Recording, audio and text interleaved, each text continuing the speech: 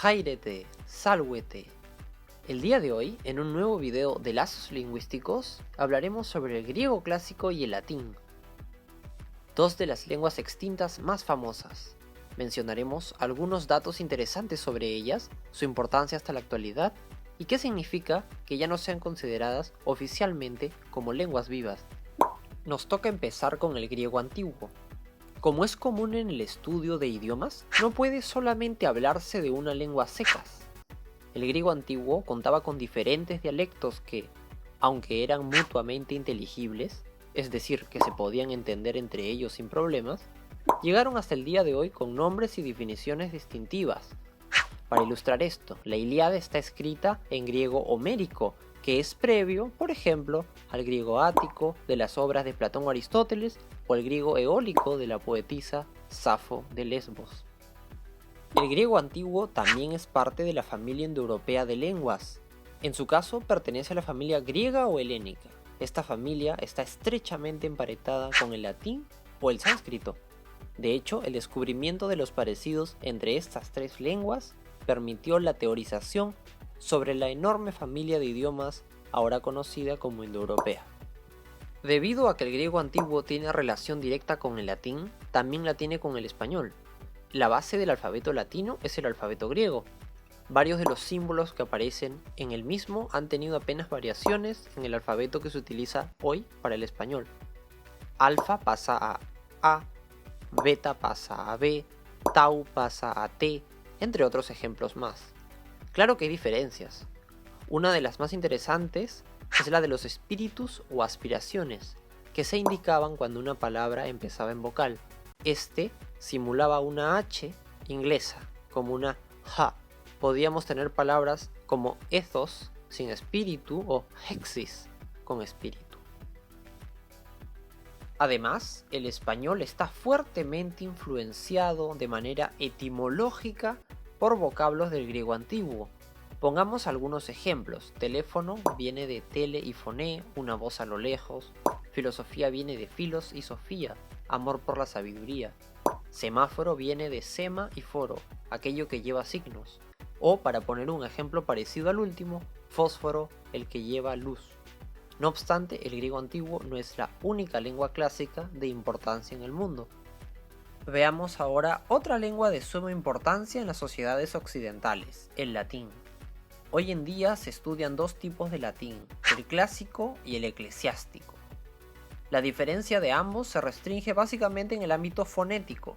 Mientras que el latín clásico es una reconstrucción relativamente reciente de cómo debió ser pronunciada la lengua de los romanos, el eclesiástico, en cambio, conserva una pronunciación italianizada. Las diferencias son pocas pero muy notorias. En el latín clásico, por ejemplo, la V suena como W, mientras que en el eclesiástico suena como V. Además, la C en el clásico siempre tiene un sonido oclusivo. C o Si sonaban como que o gui respectivamente. Por su lado, el latín eclesiástico pronuncia la C a la italiana. Suena como K ante A, O y U, pero como Che ante E e I. Así, la famosa frase de Julio César, Veni, Vidi, Vici, se pronuncia Veni, Vidi, Vici en latín clásico y Veni, Vidi, Vici en el eclesiástico. Si bien hoy en día no tiene una función práctica, hasta hace muy poco en la historia el latín ha tenido una importancia capital en diferentes espacios de la comunicación. La lengua de la antigua Roma se estableció como la lengua franca de diversas ciencias y disciplinas, como el derecho, la medicina o la teología.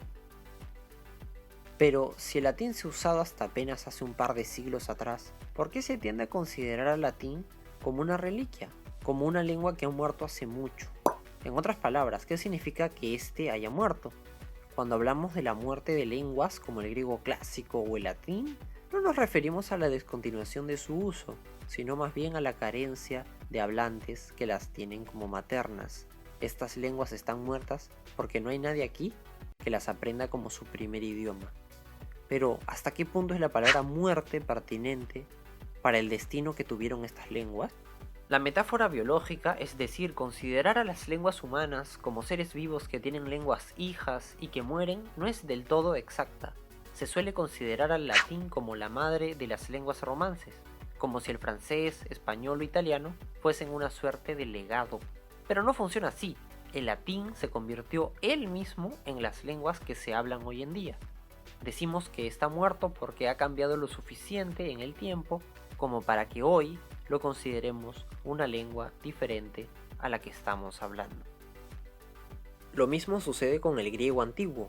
Quien haya aprendido en su curso de griego clásico la terminología ática del siglo V a.C. seguramente tendrá facilidades para aprender griego moderno, pero no le será suficiente para comunicarse directamente con hablantes de esa lengua. Las diferencias entre ambos idiomas son bastantes y muy importantes.